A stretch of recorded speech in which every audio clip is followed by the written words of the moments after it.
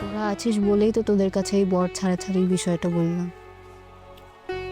কি বলতো, আমার পরিস্থিতিটা এখন এতটাই আলাদা যে তোরা সবকিছু বুঝে উঠতে পারবি না। এখান থেকে আমাদের গ্রামে সবকিছু অনেকটাই আলাদা, অনেকটা অন্যরকম। হতে পারে অন্যরকম, হতেই পারে আমাদের বুঝতে একটু সময় লাগতো, কিন্তু রাজবন্তী, তুই এই যে সময়টার মধ্যে দিয়ে গেলি, আমাদের কাউকে ডাকলি না কেন বলতো? গেলেও তো তুই একা যেতিস না, বিশ্ব বা জুলুর সঙ্গে যেতিস, তাই তো?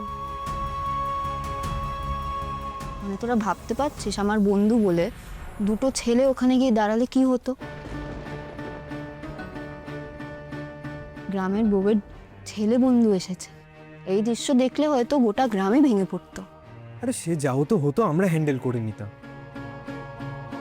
কিন্তু তোর সাথে তোর বন্ধুদের দেখলে তোর ওপর টর্চার করার আগে দুবার ভাবতো। কেউ কোনো টর্চার করেনি রে আমার উপর, আমি শুধু শুধু এই মিথ্যাটা মানতে পারছি না। তার মানে তুই বলতে চাস ওনারা যতক্ষণ জানতো যে তোর হাজবেন্ড মারা গেছে ততক্ষণ তোর ওপর কোনো টর্চার করেনি? প্লিজ রাজবন্তী, আমাদের কাছে না আর কিছু লুকোস না। মানে সিচুয়েশন কেমন হলে তুই ওরকম একটা সিচুয়েশন থেকে এরকম একটা ডিসিশন নিয়ে ফিরে এসেছিস সেটা কি আমরা বুঝতে পারছি না? এনিওয়েজ, তুই সিঁদুর টিঁদুর উঠিয়ে যে আসার ডিসিশনটা নিয়েছিস না, আমার মনে হয় একদম ঠিক করেছিস। আর শোন, এরপর থেকে এরকম কিছু হলে আমাদের একটু জানাস কি হচ্ছে না হচ্ছে। ওই যে উকিল শুভ্রবাবু এসেছে, আমি একটু কথা বলে আসি, ঠিক আছে? শোন, ঠান্ডা মাথায় সব কিছু বলবি, ঠিক আছে?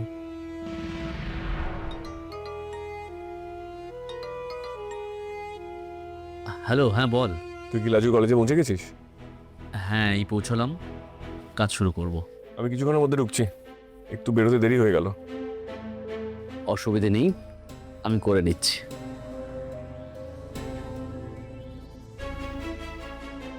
লাজু, তুমি একটা দারুণ কঠিন কিন্তু দারুণ সাহসী সিদ্ধান্ত নিয়েছো।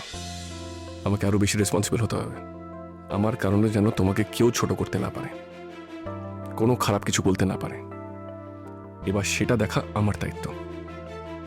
লাজু, তুমি এমনই সাহসী হয়ে থেকো, নিজের লক্ষ্যের দিকে এগো।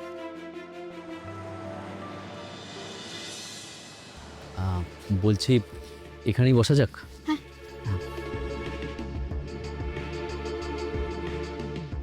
পেপার ওয়ার্কগুলো সেরে নি। আপনি চা খাবেন? হ্যাঁ, না থ্যাঙ্কস, আপনি এখানটায় সাইন করে দিন। আপনি সমস্ত ভাবনা চিন্তা করে নিয়েছেন তো?